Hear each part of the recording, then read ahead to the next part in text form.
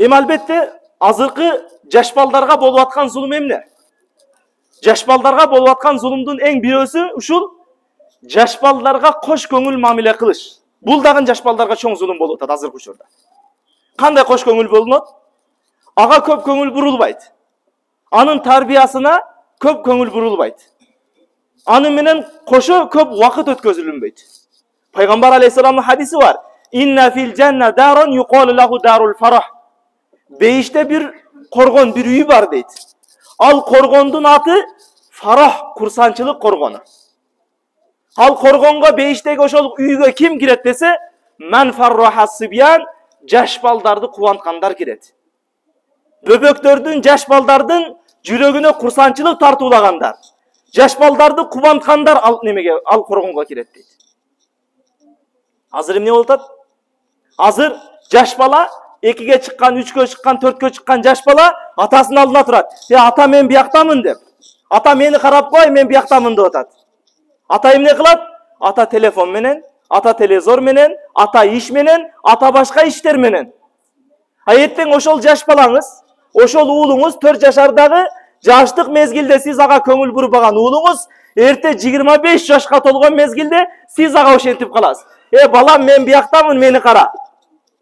Кудум сиздин кейпиңизди ошол балаңыз кийип калат. Ал дагы телефон менен, телевизор менен, иши менен, жумушу менен, башка нерселер менен. Сиз менен алек болбой калат. Не үчүн? Жаштыгында ага мээрим көргөзүлмөгөндүгү үчүн. Ошон үчүн эмне кылабыз? Жаш балдар менен болгон мамиледе аларга мээрим көргөзөбүз. Пайгамбарыбыз саллаллаху алейхи ва саллям бир күнү Аби Хурайра радиаллаху анху риваят кылган хадис, Пайгамбарыбыз саллаллаху алейхи ва саллям бир күнү небереси Хасан радиаллаху анхуну Акро ибн Хабис радиаллаху анхунун жанында Пайгамбар алейхиссалам өзүнүн небереси Хасан радиаллаху анхунун эки бетинен өптү.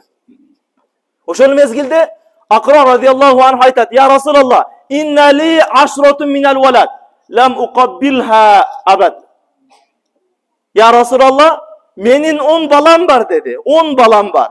Бирок мен буга чейин 10 баламдын бирөөсүн да өпкөн эмесмин деди. Алардын бирөөсүн да эркелетип өпкөн эмесмин деди. Анда Пайгамбар алейхиссалам жанагы сахабага карады дагы: "Ман ла ярхам, ла юрхам." Ким ырайым көргөзбөсө, ага да карганда ырайым көргөзүлбөйт деди. Эмне экен? Жаш балдарга болгон азыркы зулум ушул экен. Жаш балдар менен болгон мамилебиздин жоктугу. Аларга кош көңүл мамиле кылып коюш. Өзүнүн акыбалына таштап коюш. Билгениңди кыл деп таштап коюш. Бул алар менен болгон өтө бир чоң зулумдардын бирөөсү. Азыр эгер ушул жаш мезгилинде, ушул акыл эси ордуна келелек мезгилинде аны менен көп убакыт өткөзбөсөңүз, анда эртең чоңойгондо дагы сиз менен көп убакыт өткөзбөйт. Келиң, ишиңизди таштаң. Мына ушул жума күнүндө бар деп ишиңизди токтотуң.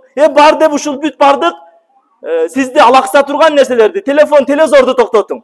Бир барып жаш балаңызга, уулуңузга көңүл буруң. Уулуңуз менен ойноң, аны алып чыгың, кубантырың. Пайгамбар алейхиссалам азыркы хадисте айткан, бейиште бир коргон бар. Ал коргонго жаш балдарды кубанткандар кирет, жаш балдарды сүйүнткөндөр кирет деп атат. Ошол коргон үчүн жок дегенде, жумасына бир күн болсо дагы жаш балаңызга, уулуңузга жакшына бир убакыт ажыратың. Ага зулум кылбаң.